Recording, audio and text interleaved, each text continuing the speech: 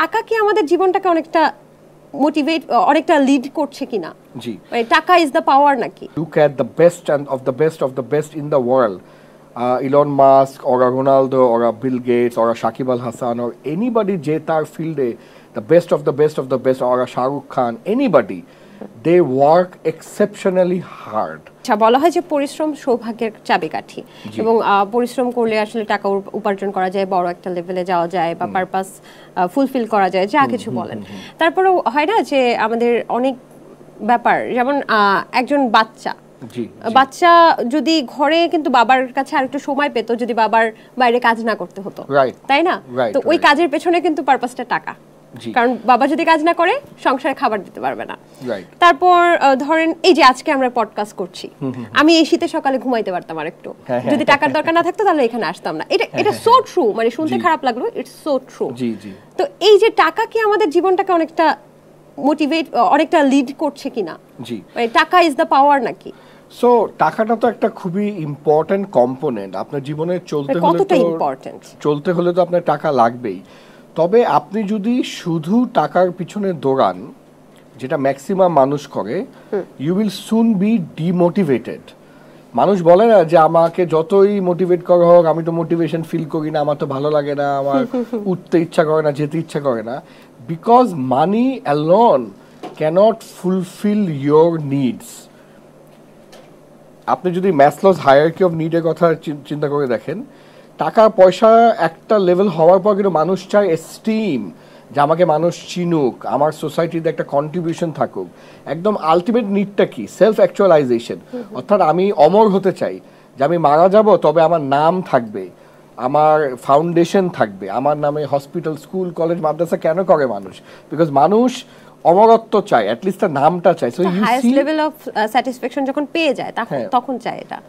হ্যাঁ, মানে ও যখন টাকার চাহিদাটা ফুলফিল হয়ে যায় তখনই সে ভাবে এইসব কথাবার্তা। এর আগে কিন্তু তার পেট চালানো, সেফটি, সিকিউরিটি, এগুলা হচ্ছে মোর ইম্পর্টেন্ট। সো আমি অ্যাবসলিউটলি বলবো, আমি ডিনাই করব না যে money is very important, but it is your work which is most important.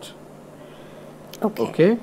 আর আপনার প্রশ্নের প্রথম দিকে যে ব্যাপারটা ছিল যে পরিশ্রম সকল কি বলেছিলেন? সৌভাগ্যের চাবিকাঠি, পরিশ্রমটা কতটুকু করা উচিত, সেটা কি কোনো লিমিট আছে কিনা? অ্যাবসলিউটলি। সো হার্ড ওয়ার্ক কোনো বিকল্প আসলে নেই। যদি থাকতো এটা আমি বলে দিতাম। আজকে if you look at the best and of the best in the world, Elon Musk or a Ronaldo or a Bill Gates or a Shakib Al Hasan or anybody যে তার ফিল্ডে the best of the best or a Shah Rukh Khan, anybody, they work exceptionally hard.